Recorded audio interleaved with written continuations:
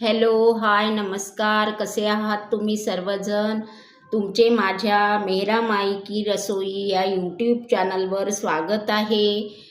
आज आपण बनवणार आहे उपवासाचे कटलेट. यासाठी लागणारे साहित्य बघूया. इथे मी उकडलेले 3 बटाटे घेतलेले आहे मध्यम आकाराचे. साबुदाणा पीठ हे भाजलेले नाही आहे, कच्चेच आपल्याला मिक्सरमधून फिरवायचे आहे, बारीक घ्यायचे आहे, जाडे नाही पाहिजे. शेंगदाणा कूट घेतलेले आहे, शिंगाडा पीठ, मीठ घेतलेलं आहे, साखर, हिरवी मिरची आणि अद्रकची पेस्ट, थोडेसे तिखट आणि लिंबाचा रस. चला तर मग रेसिपीला सुरुवात करू. इथे बटाटे किसून घ्यायचे आहेत.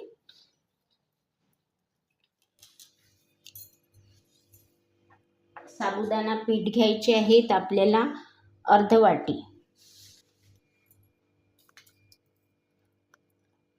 आम्ही थोडं जास्त काढून ठेवलेलं होतं.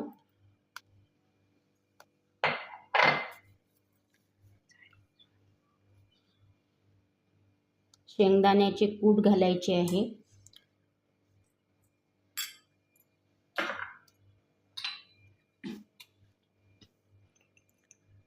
शिंगाडा पीठ 2 चमचे. शिंगाडा पीठ आपण हे बाइंडिंग चांगलं यावं यासाठी वापरत आहे. चवीपुरते मीठ,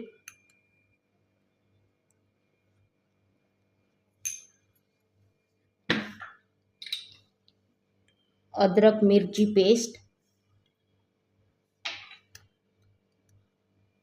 थोडीशी साखर, थोडीशी तिखट. रंग यायसाठी आपण इथे तिखट वापरलेले आहे. लिंबू रस. चला तर याचा गोळा बनवून घेऊया. आपले सगळे साहित्य यामध्ये टाकून झालेले आहे. आपण या सारणाचा छान गोळा बनवून घेतलेला आहे. आता आपण याचे कटलेट तयार करूया. आपण मऊसूत थोडंसं पाण्याचा हात लावून गोळा बनवून घ्यायचा आहे आपल्याला. आता इथे बघू शकता तुम्ही असा मऊसूत गोळा आपला तयार झालेला आहे. चला तर मग आपण कटलेट बनवून घेऊया.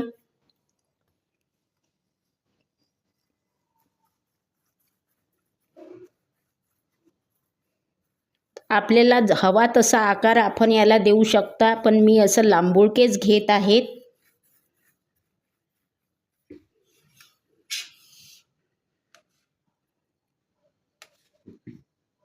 तळण्यासाठी इथे तेल गरम करायला ठेवत आहे. इथे आपले कटलेट बनवून तयार झालेले आहे. तेल पण तापलेलं आहे. आता आपण तळून घेऊ. तेल एकदम आपल्याला कडक नाही पाहिजे आहे. कमी गॅसवर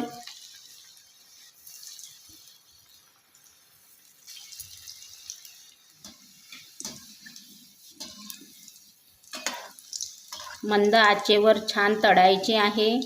बघू शकता इथे आपले हे कटलेट तळून झालेले आहेत. तुम्ही बघू शकता मंद आचेवर आपल्याला कटलेट तळायचे आहे. हे आपले कटलेट तयार झालेले आहेत. तुम्ही बघू शकता आणि कटलेट इतके क्रिस्पी होतात.